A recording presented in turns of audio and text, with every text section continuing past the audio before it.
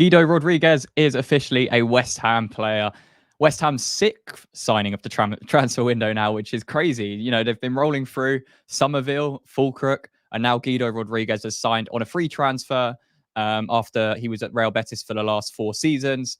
Very, very, very smart signing, I would say. And it definitely indicates that there's more to this than you might think. He's not just going to be coming in to be a backup player, that's for sure, given his quality. And we're going to break that down here. So if you enjoy it, make sure to leave a like, subscribe to the channel as well, as that massively helps us out. But yeah, Guido Rodriguez, it came out of absolutely nowhere, this link, and it seems to be, the transfer was kind of sealed within a few days. The medical was a little bit delayed, but it's over the line. He is now a Hammer. He is a West Ham player. And again, it's another signing. It's another step in the positive direction. It's not the typical age profile we'd like to be going for, especially on Babbling. You know, we want to really reduce that the squad age overall, but it's a fantastic signing because it's a free transfer, and it provides backup to a position we didn't really have backup in because he's obviously a defensive midfielder.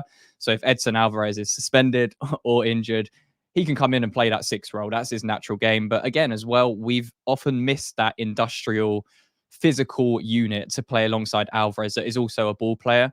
Souček can do it, but he's not got the ball playing ability. So that's what Rodriguez is going to offer. But for those of you who aren't aware, Guido Rodriguez, Argentina international with multiple caps. He's 6'1", aged 30 as mentioned. Estimated value was free. So yeah, he came in on a free, and he can play 6 or 8, mainly as a 6, kind of a dictating 6. And yeah, it's just a very smart signing from Tim Steidten, Lopetegui and co. And this is why, because we look at the midfield options we have right now. Alvarez, Paqueta, Ward-Prowse, Souček, Potts potentially, Kudus if he wants to play as a 10.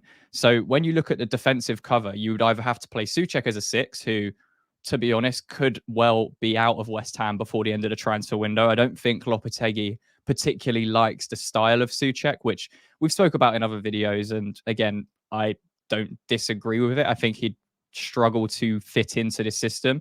And I think it's why Lopetegui has pushed for this signing, because Guido Rodriguez is very, very comfortable in possession of the ball. He is someone that's going to sit there like Alvarez and do the smart work. And we're going to compare the two very shortly in our player comparison, and you'll see how closely matched they are in terms of their player profiles.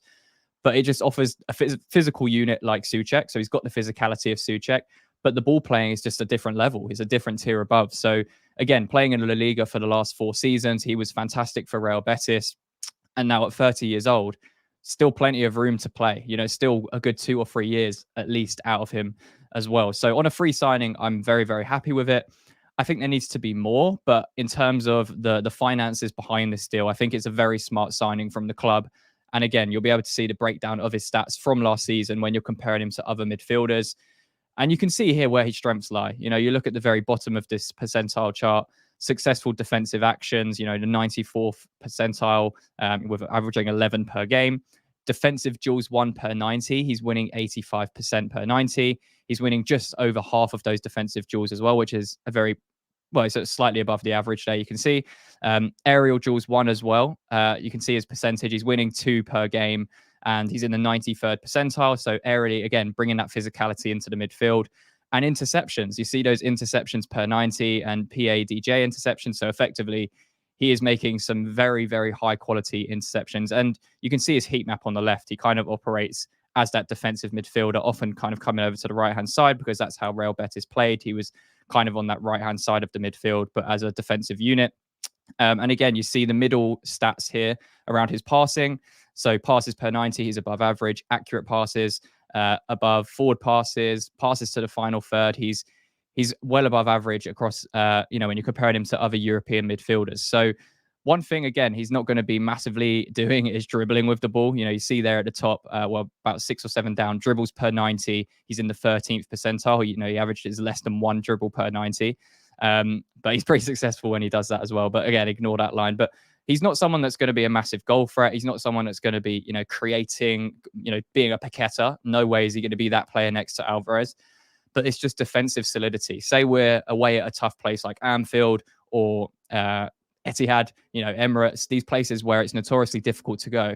We only have to cast our mind back to Newcastle away last season when we were 3-1 up. We brought on Calvin Phillips to shore things up when it needed to because we were getting overrun in the midfield. And to be honest, we collapsed. We collapsed even with him in there. There was no difference in there.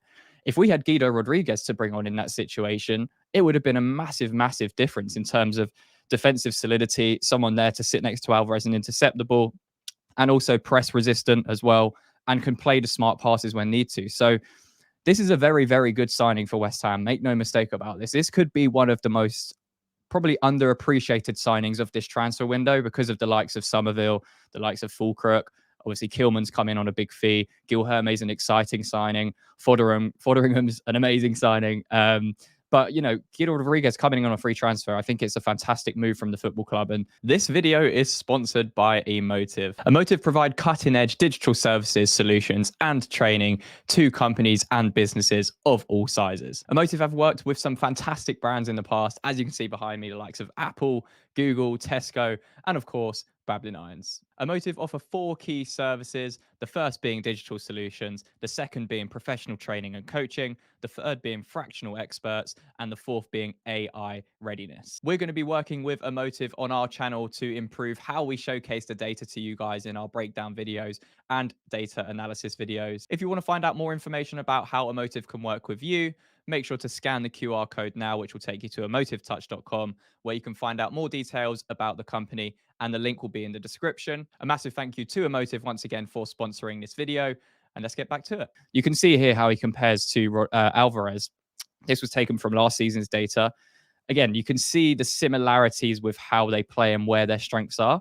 I would say defensively, they're pretty much on par if you look towards the top. And as you go to the right, you can see the passing is pretty in line as well. Rodriguez was slightly more progressive, but again, playing in a more possession-based team, you'd expect that to be higher. So I would say they're very, very similar. He's not going to carry the ball as much as Alvarez tried to last season, but I don't think Alvarez should really be doing that either. I don't think that's his game. But it's cover or competition for Alvarez, who again is not so. I think last season we saw Alvarez's fitness was not up to scratch. You know, it was very rare you'd see him complete 90 minutes and look like his engine was fine, other than that kind of one bizarre moment at Everton away where he ran like 90 yards after being out on his feet and scored a 90th minute winner, but third goal, against Everton. And it's rare that Alvarez was doing that. And what Rodriguez is going to do is just going to add that protection when we need to. It's going to bring in fresh legs when we need to if Alvarez is done or expense, because we didn't have that last season. Again, you're looking at Calvin Phillips, not really an option to bring on based on what we tried. So for me, it's a very, very smart signing. I keep saying it, but it really is. And there's still other work to do in this transfer window, and I'm sure more stuff will come out over the next week or two. But I think this signing isn't an indication of a replacement for Souček or Ward-Prowse, in my opinion. I don't think it's that at all. I think this is just a really smart signing to address we only had 1-6 in the squad, really, unless you're going to play someone like Freddie Potts, and he can be the backup or the potential new 6/8 hybrid.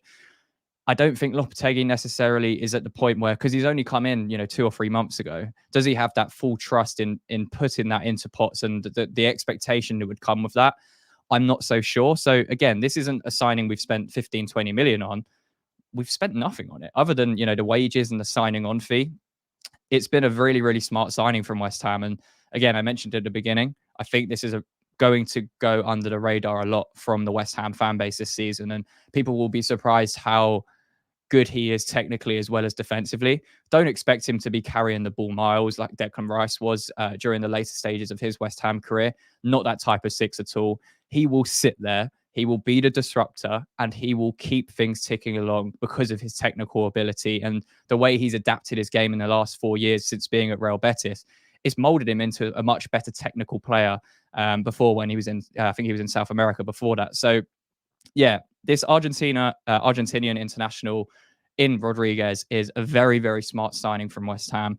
How are you feeling about it? Because there is a lot of work to do still. I would expect that if Souček was to go, I think we'd have someone else lined up to come in and play as that 8. I don't think this is going to be the replacement for a departing Souček. I may be wrong, but again, I don't think that's similar profiles, really. I think they're slightly different. And we've seen Souček is better as a box crasher, not really involved in the deep build-up. Rodriguez is better sitting deep, being involved in the deep build-up. So completely different profiles. And yeah, for a free signing, I'm very, very happy with it. But let me know what you think in the comments. Do you think this was an unneeded signing, an unnecessary signing, or are you happy that we've got it over the line and, again, providing competition for Alvarez and also providing more solidity in games where we need to bring on another defensive midfielder to play alongside Alvarez and hopefully shore things up and see games through? But yeah, let me know in the comments. Leave a like on the video if you enjoyed and subscribe to the channel, as that massively helps us out. And until the next one, come on, you Irons.